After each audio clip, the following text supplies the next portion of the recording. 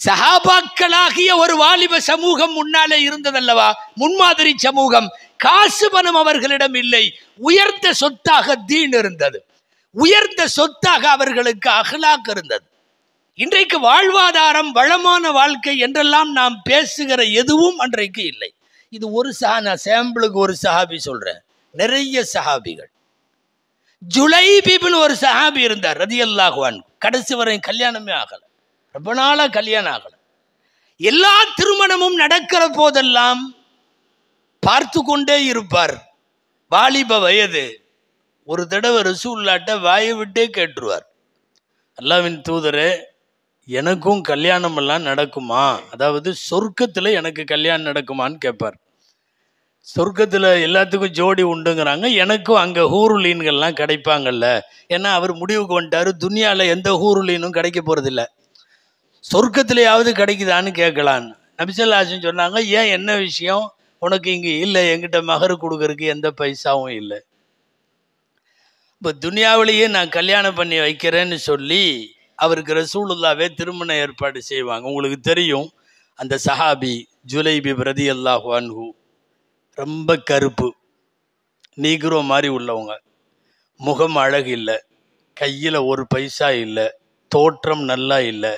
ஒரு மாப்பிள்ளையாக இன்றைக்கு நாம் சொல்லிக் கொள்ளுவதற்கு என்ன தகுதி எல்லாம் பார்க்கிறோமோ அந்த தகுதி எதுவும் இல்லாத ஜுலைபிப் ரலியல்லாஹு அன்ஹு சொர்க்கத்திலேயாவது எனக்கு கல்யாணம் நடக்குமான்னு கேட்குறாங்க இல்லையா. அப்போ உங்களுக்கு அதுக்கப்புறம் உள்ளது அடிக்கடி கேள்விப்பட்டிருப்பீங்க. ஒரு வீட்டுக்கு அனுப்புவாங்க ரசூல் ஸல்லல்லாஹு அலைஹி வஸல்லம், அவர் நேராக போவார், டைரெக்டாக ரசூலுல்லாஹ் என்னை அனுப்பிச்சாங்க, உங்கள் பொண்ணை கட்டி கொடுங்கன்னு கேட்பாங்க. அப்போது அவங்க கூட லேசாக தயங்குவாங்க, உள்ளுக்குள்ளேருந்து பொண்ணு சொல்லும், பார்க்கவே கிடையாது முகத்தை, அல்லாஹ்வும் ரசூலும் என்ன முடிவு பண்ணாலும் நான் ஏற்றுக்கிறேன்னு சொல்லுவாங்க. அப்போது அந்த கல்யாணம் நடக்கும். உண்மை என்னன்னா, மதீனாவிலே வாழ்வாங்கு வாழ்ந்த ஜோடி அந்த ஜோடி. கையில் காசு இல்லாத அந்த சஹாபியும் கண்ணாலே மாப்பிள்ளையை பார்க்காமலேயே சோற்றுக்கு பின்னாலே நின்று கொண்டு அல்லாஹ்வின் தூதர் சொன்னால் அந்த மாப்பிள்ளையை நான் ஏற்றுக்கொள்ளுகிறேன் என்று சொன்ன அந்த பெண்ணும் வாழ்ந்த வாழ்க்கை மதீனாவில் வேற யாரும் வாழல. இதுலதான் அந்த ஆயத்து இறங்கியது, திருக்குர்ஆனுடைய பிரபலமான ஆயத்து, இதா கதல்லாஹு வ ரசூலுஹு அம்ரன் அன் யகூன லஹுமுல் ஹியரத்து மின் அம்ரிஹிம். அல்லாஹுவையும் ரசூலும் ஒரு விஷயத்தை முடிவு செஞ்சுட்டா அதற்கு பிறகு அதிலே மாற்று கருத்து சொல்ல, மறுபரிசீலனை செய்ய, அதை வேண்டாம் என்று மறுக்க, இதுக்கெல்லாம் உங்களுக்கு இஷ்டமே இல்லை என்று ஆயத்து இறங்கியது. அந்த ஆயத்தை இறங்குவதற்கு முன்னாலேயே அதன் கருத்தை புரிந்த அந்த மணமகள் அந்த மாப்பிள்ளையை தேர்ந்தெடுத்தாள். அது என்னமோ தெரியல, ஆச்சரியம். அழகான மாப்பிள்ளைன்னு செலக்ட் பண்ண நிறைய பேர் சரியா வாழலை, ரொம்ப அசிங்கம்னு நிறைய பேர் ரிஜெக்ட் பண்ற மாப்பிள்ளை. மதீனாவில சிறந்து வாழ்ந்த ஜோடிகள்னு சொல்லி தனியா எழுதுறாங்க. அதுல இந்த ஜோடியை ஃபர்ஸ்ட் எழுதுறவங்க, ரெண்டாவது ஜோடி யாரு தெரியுமா, உசாமா ரலியல்லாஹு அன்ஹு எழுதுறாங்க. அவரும் ஆக கருப்பினத்தவர், பூர்வக்குடி அரபு அல்ல, அவர் வேறு இடத்துல இருந்து, அவர் கலபி சமூகத்தை சார்ந்தவர், அவர் ஆக கருப்பானவர், ஏழை. உசாமாவுக்கெல்லாம் யாருமே பெண் தர மாட்டாங்க, ரசூலுல்லாஹ் முன்னின்று நடத்தி வைத்தார்கள். நல்ல மாப்பிள்ளை இல்லை என்று யாரெல்லாம் ஒதுக்கி தள்ளினார்களோ அந்த ஜோடிகள் தான் மதீனாவிலே நலமாக வளமாக வாழ்ந்திருக்கிறார்கள். நான் சொல்ல வர்றது, வாலிபர்களே, காசு பணம் பிரச்சனை கிடையாது. சஹாபாக்களாகிய ஒரு வாலிப சமூகம் முன்னாலே இருந்ததல்லவா, முன்மாதிரி சமூகம். காசு பணம் அவர்களிடம் இல்லை, உயர்ந்த சொத்தாக தீன் இருந்தது, உயர்ந்த சொத்தாக அவர்களுக்கு அஹ்லாக் இருந்தது. ரசூல் ஸல்லல்லாஹு அலைஹி வஸல்லம் மட்டும் என்ன காசு இருந்துச்சு 25 வயசுல அவங்களுக்கு கல்யாணம் நடக்கிறப்போ? காசெல்லாம் இல்லை. இந்த காசுக்கெல்லாம் மாத்தமா ரசூலுல்லாஹ்ட்ட இருந்தது ஆக பெரிய சொத்து. இன்னக அலா ஹுலுகின் அதீம், நாயகமே நீங்கள் மகத்தான நற்குணத்தில் இருக்கிறீர்கள். குணம்தான் இன்னைக்கு இருக்கிற வாலிபர்களுக்கு நாங்கள் இது வழியாக சொல்ல வருவது, தீன் வேண்டும், ஹுலுக் குணம் வேண்டும், மற்றதெல்லாம் ரெண்டாவது பட்சம். இருக்கட்டும், இல்லாமல் போகட்டும், வயிற்றை கழுகிற அளவுக்கு போதும், இருந்தால் போதும். இந்த வாழ்வில் செட்டில் ஆகிறங்கிற அளவுக்கெல்லாம் வேண்டியதில்லை. சில பேர்லாம் 35 வயசு வரையும் கல்யாணம் பண்ணாமல் இருக்கான், பொண்ணு கிடைக்காமையும் இல்லை, காசு இல்லாமையும் இல்லை. செட்டில் ஆன பிறகு இந்த செட்டில் ஆகிறதுக்கு என்ன அர்த்தம்னே தெரில. ஊரில் பெரிய பங்களா கட்டி, எல்லா இதுவும் பண்ணி பிஸ்னஸ் எல்லாம் செட்டில் ஆகி இவன் முக்கா கிழவனாகி வெள்ள முடி வரும்போது பொண்ணு பார்ப்பான். நிறைய பேர் செட்டில் ஆகுவதற்கு அர்த்தம் வாலிப செட்டில் என்பதற்கு ஹதீஸ் சொல்லுகிற அளவுகோல் இந்த ரெண்டு தான். இது ஸ்கேல். ஒரு ஸ்கேலுக்கு பேர் தீன், இன்னொரு ஸ்கேலுக்கு பேர் அஹ்லாக். ஸல்லல்லாஹு அலைஹி வஸல்லத்துக்கு முதல் கல்யாணம் நடந்ததல்ல யாரு கூடங்க? கதீஜா அம்மா கூட நடந்ததல்ல. நான் சும்மா ஒரே ஒரு செய்தி அதில் சொல்கிறேன். அந்த கல்யாணம் எப்படி நடந்ததுன்னு பாருங்களேன். ஏன்னா நம்மளும் நிறைய கல்யாணம்லாம் நடத்துகிறோமல்ல. இன்றைக்கி இருக்கிற மாதிரி குத்துபா, ஈஜாபு, கபூலு, துவா அதெல்லாம் ஒன்றும் இல்லை. அப்போது ஷரியத்தே வரல. ரசூல்லா நபி ஆகலை இல்லையா? ரசூல் ஸல்லல்லாஹு அலைஹி வஸல்லத்துக்கு வயசு 25. மாப்பிள்ளையா ரசூல் ஸல்லல்லாஹு அலைஹி வஸல்லம் உட்காந்தாச்சு. மன மேடைன்னு வச்சுங்களேன், கல்யாண மேடை. அந்த காலத்தில் என்ன நடக்கும் தெரியுமா? முதல்ல பொண்ணு வீட்டு சார்பாக ஒருத்தர் எந்திரிப்பார். எந்திரிச்சு அவர் பேசுவார். எங்கள் புள்ள அப்படி, எங்கள் புள்ள இப்படி, எங்கள் புள்ள இப்படி அப்படியெல்லாம் சொல்லிட்டு நாங்கள் எங்கள் பிள்ளையை தர்றோம்பார். அப்புறம் மாப்பிள்ளை வீட்டு சார்பாக ஒருத்தர் எந்திரிப்பார். அவர் எந்திரிச்சு மாப்பிள்ளை வீட்டில் இருக்கிறவர் பேசுவார். எங்கள் மாப்பிள்ளை அப்படி, எங்கள் மாப்பிள்ளை இப்படி அப்படின்னு சொல்லி ரொம்ப நேரம் பேசிட்டு எங்கள் மாப்பிள்ளைக்கு நாங்கள் உங்கள் பொண்ணை கட்டிக்கிறோம் பார். கயிறு முடிச்சது, அவ்வளோதான். எல்லாத்துக்கும் கொஞ்சம் பேரிச்சம்பழம் அது இது கொடுத்து கலைஞ்சிருவாங்க. முடிஞ்சு கல்யாணம். இதுதான் கல்யாணம். இப்போது நபி ஸல்லல்லாஹு அலைஹி வஸல்லத்துக்கு திருமணம். மாப்பிள்ளை பேர் என்னங்க? முஹம்மது ரசூலுல்லாஹ் ஸல்லல்லாஹு அலைஹி வஸல்லம். பெண்ணுடைய பேர் ஹதீஜா ரலியல்லாஹு அன்ஹா. ஹதீஜா பின்த் ஹுவைலித். ஏற்கனவே 2 கணவன்மார்கள், அவர்களோடு வாழ்ந்து முடித்தவர்கள். ஃபஸ்ட்டு கணவர் அபு ஹாலா, 2வது கணவர் அதீக். 2 பேர்த்திட்டையும் வாழ்ந்தாச்சு. ஒவ்வொருத்தர்ட்டையும் 2 குழந்தையும் பெற்றாச்சு. 40 வயது மங்கை. அவங்க சார்பாக பேசுறதுக்கு அவங்க குடும்பத்தினுடைய மூத்த ஒருத்தரை கொண்டு வந்து நிறுத்துறாங்க. அவருக்கு பேர் வரக்கா. வரக்கா இப்னு நௌஃபல். புகாரி ஷெரீஃபில் ஃபஸ்ட்டு பேஜில் இவர் பேர் வருது, வரக்கா. பழைய வேதங்களை எல்லாம் கற்றறிந்தவர். வரக்கா வந்து நின்னார். நின்னதுலேருந்து அவர் பேசுனது என்ன தெரியுமா? எங்கள் பிள்ளைகிட்ட காசு நிறையா இருக்குது, எங்கள் பிள்ளைகிட்ட காசு நிறையா இருக்குது. அதையே தான் பேசுகிறார். எங்கள் புள்ள ஹதீஜா இந்த பிரதேசத்திலேயே பெரிய அளவில் வியாபாரி, எங்கள் புள்ள ஹதீஜா பெரிய தொழிலதிபர், எங்கள் புள்ள ஹதீஜாட்ட இருக்கிற காசு யார்கிட்டையும் இல்லை. இப்படி பேசிக்கிட்டே இருக்காரு. பூரா காசு மோட்டிவ்லேயே போகுது. இந்த அடுத்து ரசூலுல்லாஹ் சார்பாக எந்திரிச்சு மாப்பிள்ளையை அறிமுகப்படுத்தி ஒருத்தர் 5 நிமிஷம் பேசணும். அதுக்கு குடும்பத்தினுடைய பெரிய தந்தை மூத்தவர் அபூ தாலிப் அவர்கள் ரெடியாக உட்காந்துருக்காங்க. அப்போது முடிவு பண்ணிட்டாங்க. அப்போவே இந்த பொண்ணை பற்றி பேசுகிறது அந்த ஆளோட தலையில் ஒரு கொட்டு வைக்கணும் அப்படின்னு முடிவு பண்ணிட்டார். அப்போது பொண்ணை பற்றி அவங்க பேசிட்டு இப்படிப்பட்ட ஹதீஜாவை நாங்கள் தருவதற்கு சம்மதிக்கிறோம் அப்படின்னு சொல்லிட்டு உட்காந்துட்டார். இப்போ நாங்கள் கட்டிக்கொள்ள சம்மதிக்கிறோம்னு சொல்கிறதுக்கு இவங்க வரணுமா இல்லையா? முஹம்மது ஸல்லல்லாஹு அலைஹி வஸல்லம் சார்பாக பேசுவதற்கு அபூ தாலிப் அவர்கள் வருகிறார்கள். உறவுகள் மட்டும் கூடியிருக்கிறது. அபூ தாலிப் அவர்கள் எந்திரிச்சு பேசினாங்க. இந்த அரபி குத்துபா தாரீഖுடைய கிதாபுகளில் அப்படியே இருக்குது அவங்க என்ன பேசினாங்கன்னு. அதில் ரொம்ப அழகாக சொன்னார், முஹம்மத் உங்கள் யாருக்கும் அறிமுகப்படுத்த வேண்டிய தேவையே இல்லை. நீங்களெல்லாம் சேர்ந்து அவருக்கு அல்லமீன் என்று பட்டம் கொடுத்திருக்கிறீர்கள், நம்பிக்கையாளர். நீங்களெல்லாம் சேர்ந்து அவருக்கு அஸ்ஸாதிக் என்று பட்டம் கொடுத்திருக்கிறீர்கள், அவர் உண்மையாளர். சொல்லிட்டே இருந்துட்டு அந்த ஞாபகம் வந்துருச்சு. அவர் காசு வச்சிருக்கோம்னு பேசினாரா இல்லையா? ஃபைனல் மால தில்லுன் ஜாயிலுன் லா தாயில தஹ்தஹு. இது அபூ தாலிபுடைய வார்த்தை. பின்னாலே நிறைய கவிஞர்கள் இந்த வார்த்தையை எடுத்தாண்டார்கள் அரபுலகத்தில். என்ன தெரியுமா? காசு என்பது நீங்கும் நிழல் போன்றது. அந்த நிழலுக்கு நிரந்தரம் கிடையாது. காசு வரும் போகும். நிழல் காலையில வேற மாதிரி இருக்கும், மத்தியானம் வேற மாதிரி இருக்கும். காலையில நம்ம நிழல் தான் அத்தா பெருசுக்கு விழுந்துச்சு. வெளியில போன பாகர்ஷா மார்க்கெட் ஃபுல்லா விழுந்துச்சு. இப்ப போய் நின்று பாருங்க, நிழலே இருக்காது. உச்சி நேரம் மத்தியானம் கொஞ்சம் வரும், சாயந்தரம் கொஞ்சம் பெருசா வரும் போகும். திடீரென்று கூடும் குறையும். அப்போ போக போக குறையும்.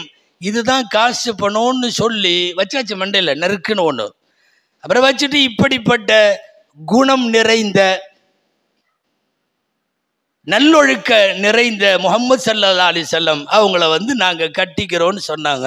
திருமணம் முடிந்தது. சொல்ல வர்றது, ஒரு 25 வயது வாலிபருக்கு அவர் மணமுடிக்கிற போது தேவை, அவர் சமுதாயத்திற்கு வருகிற போது தேவை, அவர் நல்ல ஒரு ஆணாய் உலகத்திற்கு அறிமுகமாகிற போது தேவை.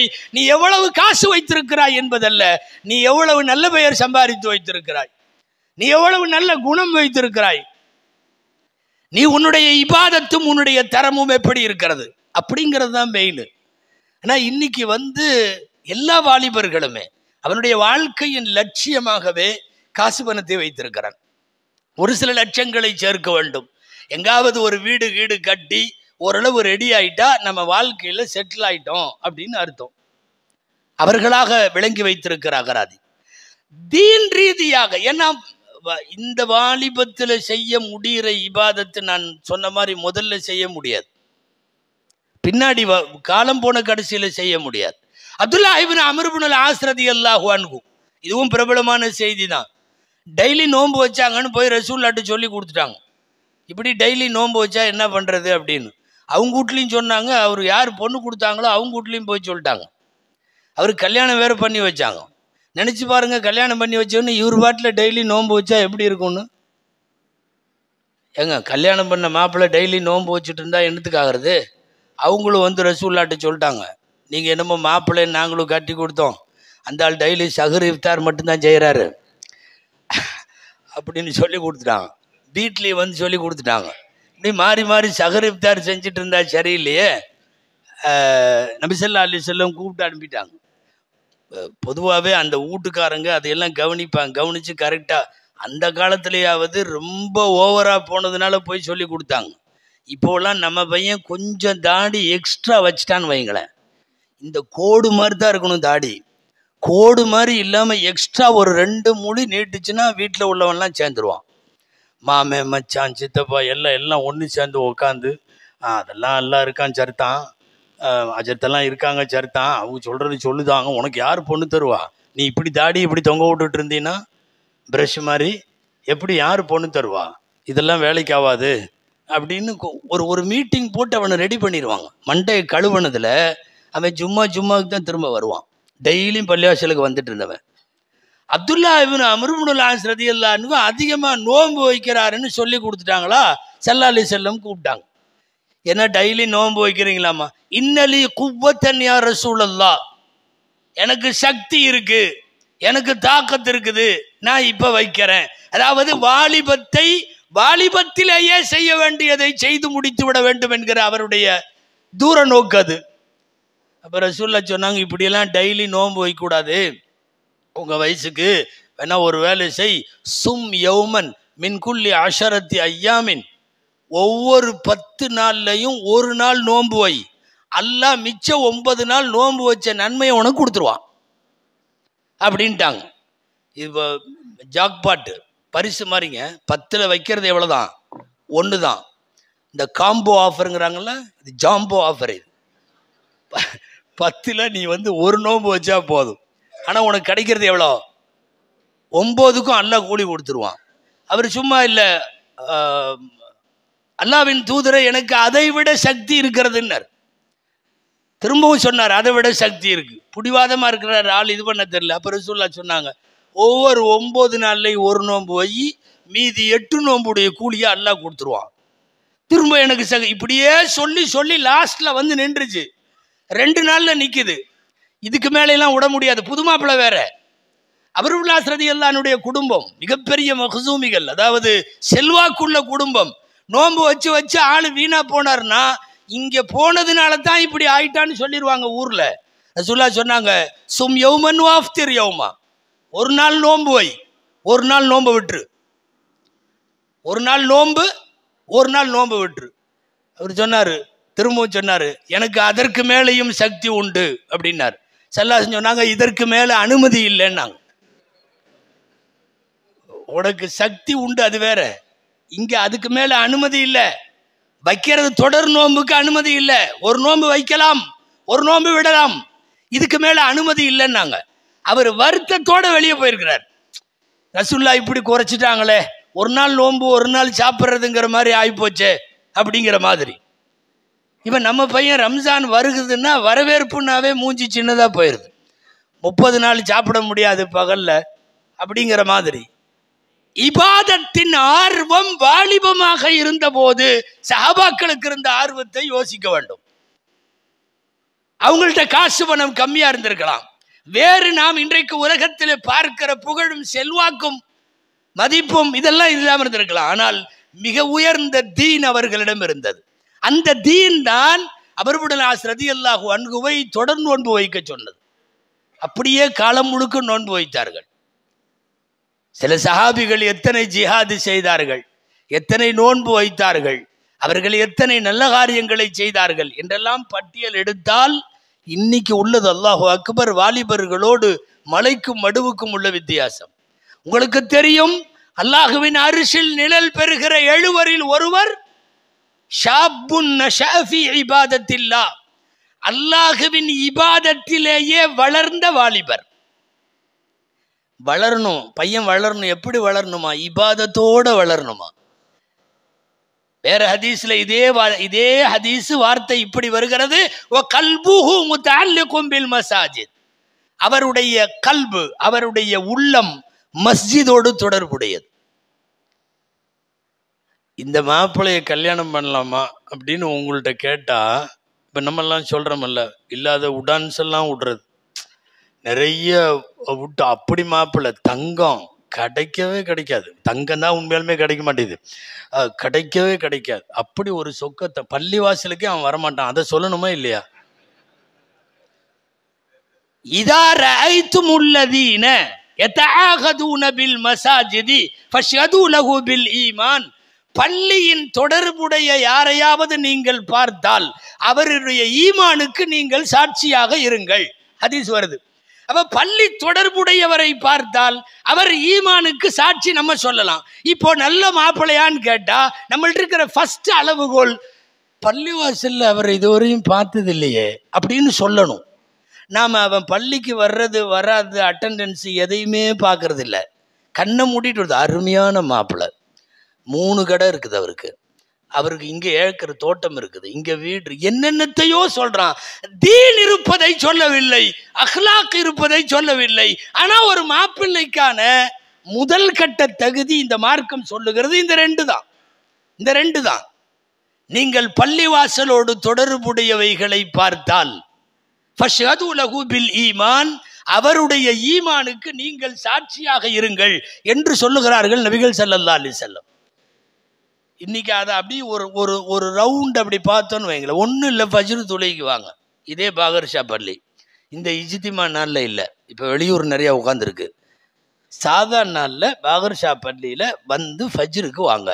நிற்கிற சஃப்பில் எத்தனை பேர் இன்னும் நிறைக்காதவங்கன்னு எண்ணி சொல்லுங்க பார்ப்போம். நிறைக்காதவங்கன்னு மீறி போன 3 பேர் 4 பேர். வயசானவங்க வந்துடுறாங்க, அல்லாஹ் கிருபையில் ஆரம்பத்திலிருந்தே தொழுதுட்டு இருக்கிறவங்க வந்துடுறாங்க, தூக்கம் வராதவங்கெல்லாம் வந்துடுறாங்க. அதனால் வர்றவங்கெல்லாம் நமக்கு தூக்கம் வரலன்னு இந்த விஷயத்தை நினச்சிக்க வேணாம். நல்லடியார்கள் வந்துடுறீங்க, எப்போவுமே தொழுது பழக்கம் உள்ளவங்க வந்துடுறீங்க. நிறைய பேர் தூக்கம் இல்லாதவங்க வந்துடுறாங்க. சில பேர் மோசமான கனவு வந்துச்சுன்னா அன்னைக்கு மட்டும் வந்துடுவான். கனவு ரொம்ப பயங்கரமாக ஏதாவது மிரட்டி இருக்கும், ஆஸ்பத்திரியில் இருக்கிற மாதிரி, மௌத்தா போகிற மாதிரி. அப்போலாம் நேரத்தில் பாங்கு மோயினாருக்கு முன்னாடியே வந்துடுவான். இப்போது பள்ளியின் தொடர்பை பார்த்து வாலிபர் சமுதாயத்தை முடிவு செய்ய வேண்டும் என்றால் ஃபஜ்ர் தொழுகையில் வாலிபர் சமுதாயத்தை தேட வேண்டும். ஏன்னா அவன் ராத்திரி 2 மணிக்கு தான் தூங்க போயிருக்கான். ஃபஜ்ருடைய பாங்கு காமத்தெல்லாம் அவனை பொறுத்தவரை நடுஜாமம். இது சும்மா ஒரு நகைச்சுவைகள்லாம் சொல்லலை, எதேச்சையாக இன்னைக்கு நார்மல் ஆளுகள்லாம் 12 மணிக்கு தூங்குறாங்க. அவன் 1 மணி 2 மணிக்கு தான் தூங்குறான். அவன் 1 மணி 2 மணிக்கும் அவன் அந்த மொபைலை விடுற மாதிரி இல்லை. அது சார்ஜு, பவரு, ஜிபி எல்லாம் தீர்ந்து அது மவுத்தா போய் என்னை விட்டுடாப்பா அப்படின்னு சொல்லி அதான் செத்து போயிடும். அதுக்கப்புறம் வேறு வழி இல்லாமல் தூக்கி போட்டு படுத்துருவான். அதுக்குள்ளே சார்ஜும் தீந்துடும், அவன் போட்டிருக்கிற அந்த இது தீந்துடும், டேட்டா ஜிபி அதெல்லாம் தீந்துடும். எல்லாம் தீந்து முடிச்சதுக்கப்புறம் அதை விட்டு போட்டு அதுக்கப்புறம் படுத்து தூங்க போவான். இன்னைக்கு இருக்கிற சாதாரண இது. நீங்கள் சம்பாதித்து வைத்தது உங்கள் வாலிபத்தில் என்ன அப்படிங்கிற கேள்விக்கு மார்க்கம் சொல்லுகிற பிரகாரம் உங்களிடத்தில் கணிசமாக வாலிபத்தில் தீன் இருக்க வேண்டும், கணிசமாக உங்களிடத்தில் அஹ்லாக் இருக்க வேண்டும். அதனால தான் மார்க்கத்தில் இந்த ஹஜ்ஜுக்கெல்லாம் போகிறதுல எல்லாம் சீனியாரிட்டி எல்லாம் இல்லை. உங்கள் அத்தா போகலைன்னாலும் அண்ணன் போகலைன்னாலும் நீ ஃபஸ்ட்டு போயிடணும். நீ உட்காந்துக்கிட்டு வாலிபத்தில் உட்காந்துக்கிட்டு இல்லை இன்னும் எங்கள் அத்தாவே போகலை, இல்லை எங்கள் இன்னும் பெரிய அண்ணன் போகலை, அதுக்கப்புறம் நான் போகலான் இருக்கேன்னா அவங்கெல்லாம் வயசான வரையும் போக மாட்டாங்க. அதை பார்த்துட்டு இருக்க முடியாது. இபாதத்தில் சீனியாரிட்டி இல்லை. எங்கேயுமே தகப்பனார் போனதுக்கப்புறம் பையன் போகட்டும்னெல்லாம் இல்லை, அண்ணன் போனதுக்கப்புறம் தான் தம்பி ஹஜ்ஜுக்கு போகணுன்னெல்லாம் இல்லை. ஃபலியத்த அஜ்ஜல் ரசூலுல்லாஹ் சொல்கிறாங்க, வாகனம் காணாமல் போகலாம், காசு செலவழிந்து போகலாம், ஹஜ்ஜுக்கு போக முடியாத அளவுக்கு நோய் ஏற்படலாம், சமயங்களில் அநியாயக்கார அரசனால் ஹஜ்ஜுக்கு போகாமல் தடுக்கப்படலாம். இதையெல்லாம் சொல்லி வாய்ப்பு விடுகிற போது, வசதி கணித்து விடுகிற போது, வாகனம் தயாராக இருக்கிற போது நீங்க போயிருங்க. இபாதத்தை பொறுத்தவரை அவர்கள் வாலிபத்திலேயே செய்ய வேண்டும். அவர்கள் இளமையிலேயே செய்யக்கூடியவைகள் தான். கடந்து விட்ட வாலிபத்தை ஒரு தடவை யோசிச்சா மிஸ் பண்ணிட்டோமேன்னு சொல்றோமல்ல, இது சொல்ல மாட்டோம். வாலிபத்தை நல்லா பயன்படுத்தினவங்க சொல்ல மாட்டாங்க. எந்த சஹாபியும் வாலிபத்தை நினைச்சு கவலை கஷ்டமெல்லாம் படல. காரணம், அவர்கள் வாலிபம் பள்ளியில கழிந்தது, ஜிஹாதில கழிந்தது, ரசூலோடு கழிந்தது, நன்மைகளை செலவழிப்பதில் கழிந்தது. வயசான காலத்துல உட்காந்துட்டு நான் 25 வயசுல இப்படி இல்லாம போயிட்டேன், அப்படி இல்லாம இல்லவே இல்லை. அவர்களுடைய வாலிப வயதில் என்ன உச்சத்திற்கு போக முடியும், அதிகபட்சம் என்னங்க தர முடியும்? உயிரையா? அந்த உயிரை சாதாரணமாக தந்தவர்கள் சஹாபாக்கள். சாதாரணமா ஸைத் பின் ஹாரிஸா ரலியல்லாஹு அன்ஹு போர்க்களத்தில் மௌத்தால கையில கொடி வச்சிருக்காங்க, வெட்டப்படுது. உங்களுக்கு தெரிந்த வரலாறு, அதனால சுருக்கமா சொல்றேன். இந்த கை வெட்டப்படுது. 2 கையும் மணிக்கட்டு வரை இருக்கிறப்போ கொஞ்சம் தன்னை மல்லாக்க சாய வச்சுக்கிட்டு கொடிய நெஞ்சில வச்சுட்டு அப்படியே ஷஹீத் ஆயிட்டாங்க. ரசூல் ஸல்லல்லாஹு அலைஹி வஸல்லம் அவர் என்ன வயசா இருப்போது, 30 வயசு தாண்டி இருக்க மாட்டாங்க. நிறைய சஹாபிகள் என்னவெல்லாம் மார்க்கத்திற்காக இழக்க முடியுமோ இழந்தார்கள், என்னவெல்லாம் தர முடியுமோ அதையெல்லாம் தந்தார்கள். அவங்களுக்கு பின்னாடி அடுத்தடுத்து வந்த சஹாபிகள் போரெல்லாம் முடிஞ்சிருச்சு. இருக்கிறவங்க எல்லாம் பேசிட்டு இருந்தாங்க, ஜாஃபரை காணோம், ஜாஃபர் எங்க இருக்கிறாரு அப்படின்னு ஜாஃபரை தொலாவனாங்க. ஃபல்தமிசு, ஜாஃபரை தேடி பாருங்கள் அப்படின்னு சொன்னாங்க. அப்ப ஜாஃபர் இப்னு அபீ தாலிப் ரலியல்லாஹு அன்ஹு, அலி ரலியல்லாஹு அன்ஹுடைய சொந்த சகோதரர், தேடிக்கிட்டே போனா அங்க கிடக்கு ஜனாசா. 90 குத்து காயம் இருக்கிறது. 90 குத்து காயம், பூரா விழுப்புண். விழுப்புண்ணா போர்க்களத்தில் ஏற்படுகிற ஆழமான புண்ணுக்கு விழுப்புண்ணு சொல்லுவோம் இல்லையா? 90க்கு மேற்பட்ட விழுப்புண் ஜாஃபர் இப்னு அபீ தாலிப் ரலியல்லாஹு அன்ஹு படுத்திருக்கிறார்கள். இந்த ஜனாசா அசல்ல ரசூலுல்லாஹ் மாதிரியே இருப்பாங்க. ஜாஃபர் இப்னு அபீ தாலிப் தான் சச்சா பையன், பெருத்தா பையன் தானே, அப்படியே அசல். நடந்தாலும் ரசூலுல்லாஹ், நின்னாலும் ரசூலுல்லாஹ். பல தடவை என்ன நடந்திருக்கு தெரியுமா? ஜாஃபர் ரலியல்லாஹு அன்ஹு வீட்டில் இல்லாதப்ப ரசூலுல்லாஹ் வந்தா குழந்தைகள்லாம் போய் வாப்பா வந்துக்குச்சுன்னு ஓடி போய் அவரை சல்லாலிச்சத்தை கட்டி பிடிச்சிக்குவாங்க. அப்புறம் கொஞ்ச நேரம் கழிச்சு தான் இது நம்ம அத்தா இல்லை, இது முகமது ஸல்லல்லாஹு அலைஹி வஸல்லம் அப்புறம் தான் தெரியும். வர்றப்போலாம் ஏமாந்து போயிருக்காங்க. சில நேரம் ட்வின்ஸில் அப்படி நடக்கும், ரெட்டை குழந்தைகளாக இருந்தா ரசூலுல்லாஹ் மாதிரியே இருப்பாங்க ஜாஃபர் ரலியல்லாஹு. ஜாஃபர் ரலியல்லாஹு அன்ஹு 90க்கும் மேற்பட்ட குழிப்புண்களோடு அவர்கள் மௌத்தாவிலே அவர்கள் ஷஹீதாகி விட்டார்கள் என்கிற செய்தியை ரசூலுல்லாஹ் ஜும்மால மெம்பர்ல அறிவிக்கிறாங்க. அவங்க போர்க்களத்தில் இருக்காங்க, அல்லாஹ் சொல்லி கொடுக்குறான், நாயகம் அறிவித்து விட்டார்கள். அறிவிச்சுட்டு ஜும்மா முடிச்சுட்டு அவங்க வீட்டுக்கு போறாங்க. எதுக்கு தெரியுமா? செய்தியை சொல்றதுக்கு. உங்க வீட்டில் உங்க குடும்ப தலைவர் ஜாஃபர், மனைவிட்ட சொல்லணும், மக்கள்கிட்ட சொல்லணும். எல்லாம் இத்தனுன்னு குழந்தைங்க, அவர் போருக்கு போய் பல நாள் ஆச்சு. ஜாஃபர் ரலியல்லாஹு தஆலா அன்ஹு அவங்க ஷஹீதான விஷயத்தை சொல்றதுக்காக ரசூலுல்லாஹ் வீட்டுக்கு வர்றாங்க. எல்லா குழந்தையும் ரசூலுல்லாஹ் வீட்டிலே போய் உட்காந்துட்டாங்க. எல்லா குழந்தையும் வாப்பான்னு நினைச்சுக்கிட்டு மேலே ஏறி உட்காந்துக்குச்சு. இங்க ஒரு குழந்தை, இங்க ஒரு குழந்தை, அப்படியே அந்த குழந்தைகளை பிடிச்சிட்டு கதறி அழுதாங்க ஸல்லல்லாஹு அலைஹி வஸல்லம். ரொம்ப நேரம் வரையும் செய்தியை சொல்லலை. அழுகிறத பார்த்துட்டு தான் உள்ள இருந்து அவங்க மனைவி கேட்டாங்க, அல்லாஹ்வின் தூதரே, ஜாஃபர் விஷயத்தில் ஏதாவது தகவல் இருக்கிறதா?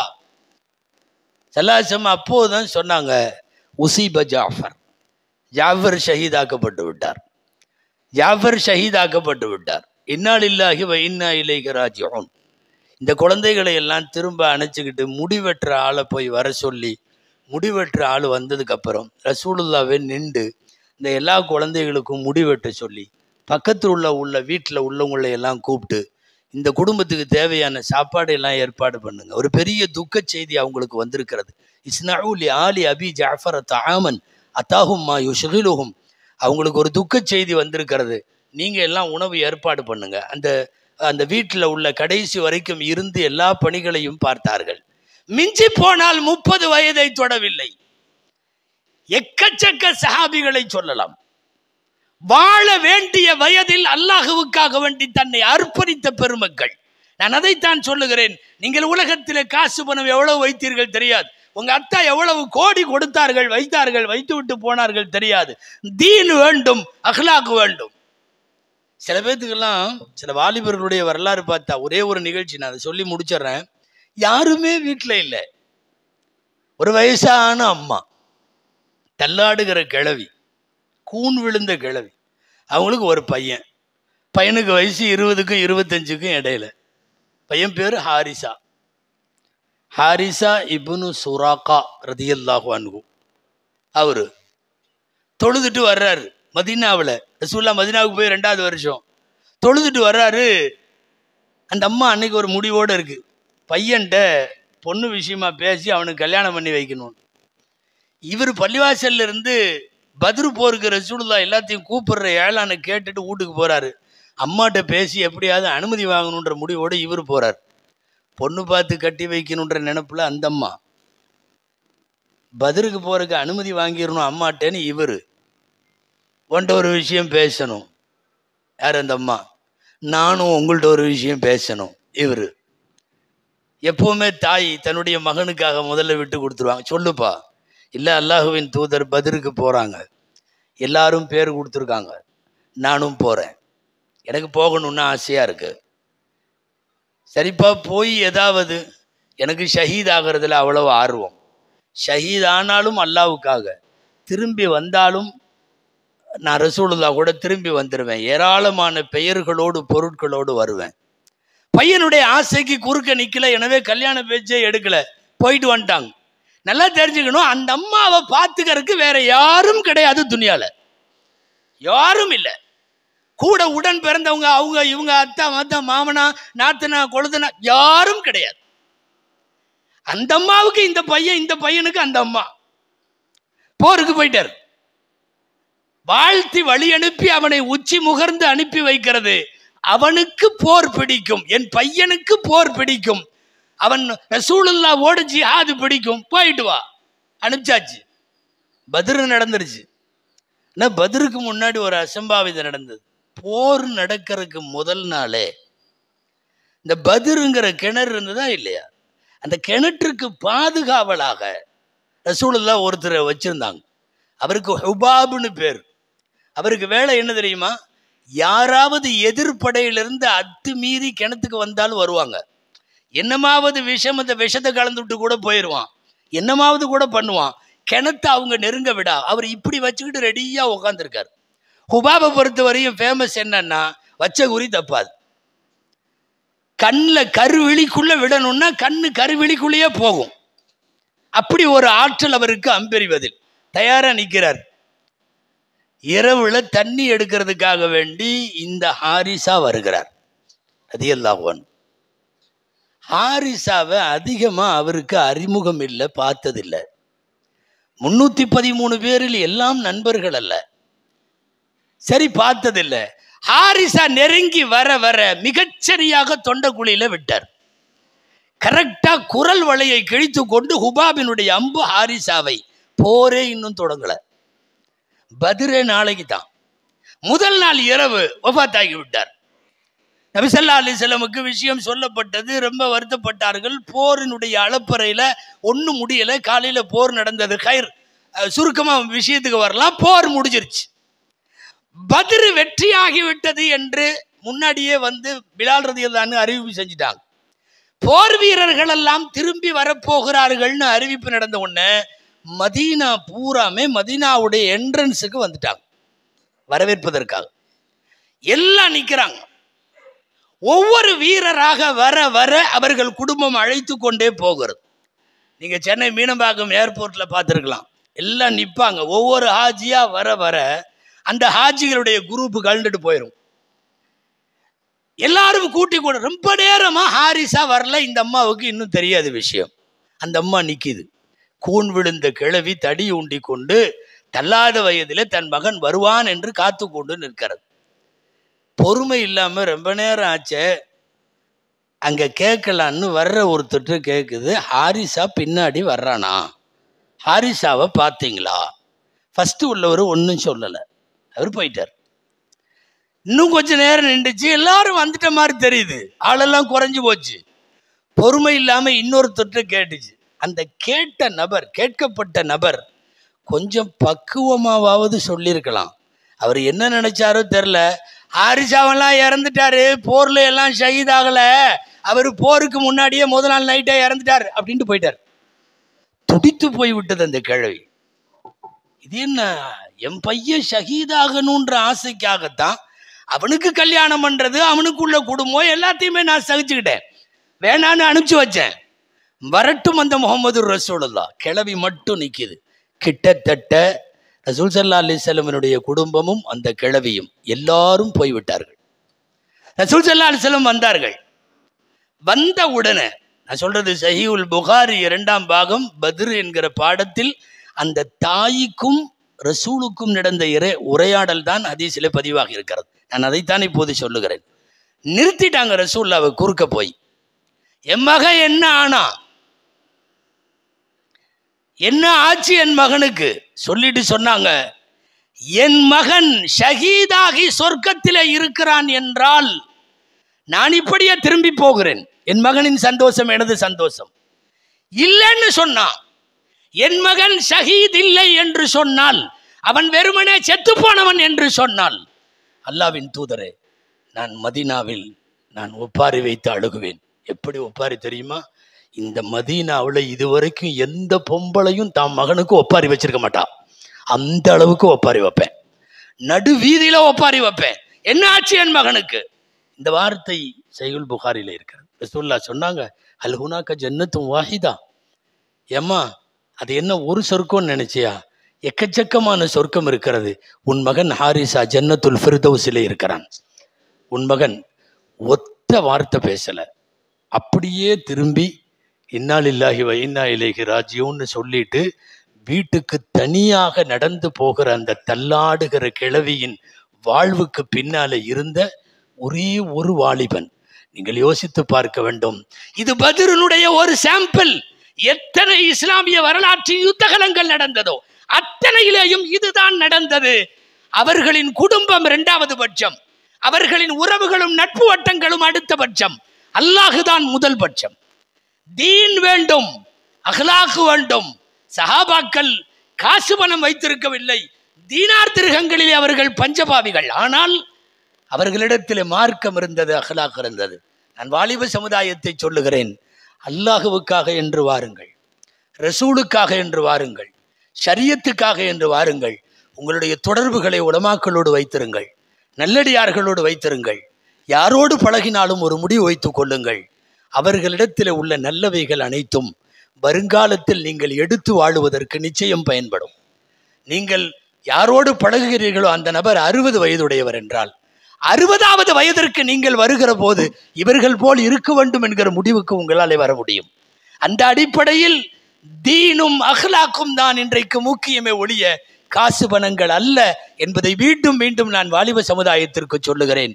இங்கே வந்திருக்கிற பெற்றோர்களுக்கு சொல்லுகிறேன், உங்கள் இளவல்களை பள்ளியோடு இணைத்து விடுங்கள், அல்லாஹுடைய திக்ரோடு இணைத்து விடுங்கள், நல்ல உலமாக்களோடு பெரியவர்களோடு தொடர்பில் இணைத்து விடுங்கள். நாளைய தலைமுறையில், நாளைய சமுதாயத்தில் நீங்கள் இல்லாத காலத்திலும் உங்கள் குடும்பத்தை மார்க்க ரீதியாய் சிறப்பாக்க செழிப்பாக்க நிச்சயம் உங்களுடைய வாரிசுகள் முயலுவார்கள். துவா செய்வோம். அல்லாஹு ஜல்ல ஷானுஹு தஆலா நம்முடைய வாலிப சமுதாயத்தை அல்லாஹ் சீர்படுத்தி தருவானாக. காலத்தின் கோலத்தில் நிகழுகிற எல்லா விதமான சீரழிவுகளிலே இருந்து அல்லாஹ் நம்முடைய வாலிப சமுதாயத்தை பாதுகாப்பானாக.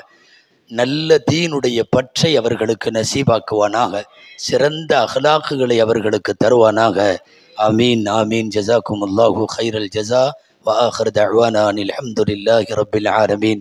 السلام عليكم ورحمة الله وبركاته.